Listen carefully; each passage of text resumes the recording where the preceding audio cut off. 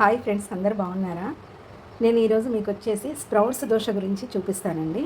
Sprouts dosa చేయాలి అంటే మనం ముందే నానబెట్టుకోవాలి. ఏంటంటే ఇప్పుడు నేను పెసర్లు తీసుకుంటున్నా అండి. 1 గ్లాస్ పెసర్లు తీసుకుంటున్నా.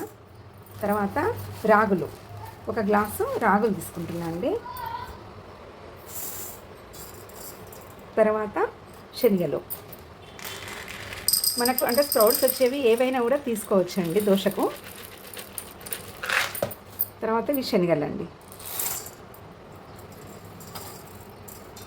ఇవేంటంటే మనం కడిగి పెట్టేసుకొని దాదాపు ఒక 4-5 అవర్స్ నానబెట్టాలండి.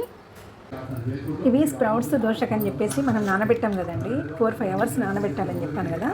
ఇప్పుడు ఇవి తీసేసి ఒక క్లాత్లో పెట్టుకోవాలండి. ఇలా అన్ని క్లాత్లో వేసేసుకొని ఇప్పుడు ఇది క్లోజ్ చేయాలండి. చేసేసి ఒక గిన్నెలో పెట్టుకోవాలి. ఇలా ఒక గిన్నెలో పెట్టుకోవాలండి. ఇది ఆఫ్టర్నూన్ నేను తీసి పెట్టాను. ఇలా రేపు మార్నింగ్ చూద్దాం స్ప్రౌట్స్ ఎలా వస్తాయో. తర్వాత రేపు మార్నింగ్ మనం దోశ వేస్తాము అనుకున్నప్పుడు ఈ నైట్ ఇప్పుడు పక్కన పెట్టాం కదండి క్లాత్లో చుట్టేసవి. ఇప్పుడు ఈ మనం పడుకునే ముందు నైటు ఈ గ్లాస్తోనే కదా అవి తీసుకున్నాం మనం, పెసర్లు, తర్వాత శనగలు, రాగులు తీసుకున్నాం కదా. ఇప్పుడు ఇది మినప్పప్పు, 1/2 గ్లాసు మినప్పప్పు అండి. తర్వాత 1/2 గ్లాసు రైసు. ఇవి 2 కలిపి నైట్ ఒక 2-3 సార్లు కడిగి ఇది పెట్టుకోవాలండి. మార్నింగ్ అవి అన్నీ కలిపేసి మిక్స్ చేయాలి. ఇలా మనం నానబెట్టుకున్నవి ఇలా మొలకలు వస్తాయండి. ఇది హెల్త్కి చాలా మంచిది, పోషకాలు కూడా చాలా వస్తాయి దీంతో మనకు.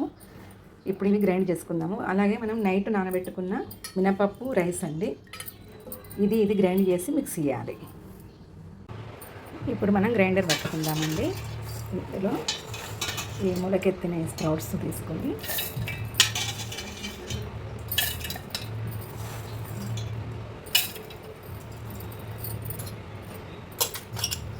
తర్వాత కొద్దిగా జీలకర్ర వేయాలండి. ఒక 1/2 టీ స్పూన్ అంతా జీలకర్ర వేయాలి. తర్వాత ఒక 1/2 టీ స్పూన్ ధనియాలు వేయాలి.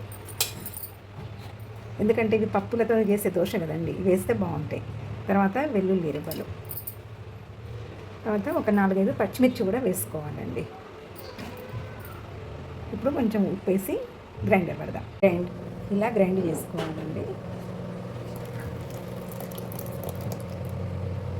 తర్వాత ఇప్పుడు మనము రాత్రి నానబెట్టుకున్న బియ్యము, మినపప్పు అని చెప్పాను కదండి, ఇది గ్రైండర్ పట్టుకుందాం. ఇప్పుడు మనం మినపప్పు, బియ్యం కలిపి పట్టింది ఇది కూడా ఇందులో కలిపేసుకోవాలండి, ఫైన్గా గ్రైండ్ చేసి. ఇది ఒకసారి అంతా మిక్స్ చేసి ఇంకా దోశలు వేసుకోవడమేనండి. ఇంకా ఇది హెల్త్ కూడా చాలా మంచిది. వీక్లో 1 టైం చేసుకొని తింటే ఈ దోశలు చాలా అంటే ఎలా అంటే హెల్త్గా తయారవుతారండి, యాక్టివ్గా కూడా అవుతారు. ఇది ఏంటంటే ప్రోటీన్ రిచ్ ఫుడ్ కదండి. 1 వీక్లో 1 టైం చేసుకొని తినండి, చాలా మంచిది హెల్త్ కూడా. వేడెక్కాక ఆయిల్ అప్లై చేసుకోవాలండి.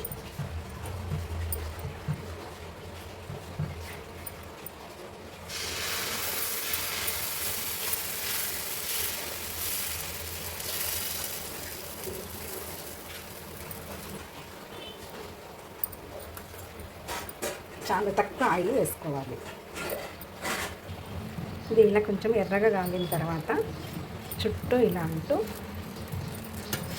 నెమ్మదిగా తీయాలండి.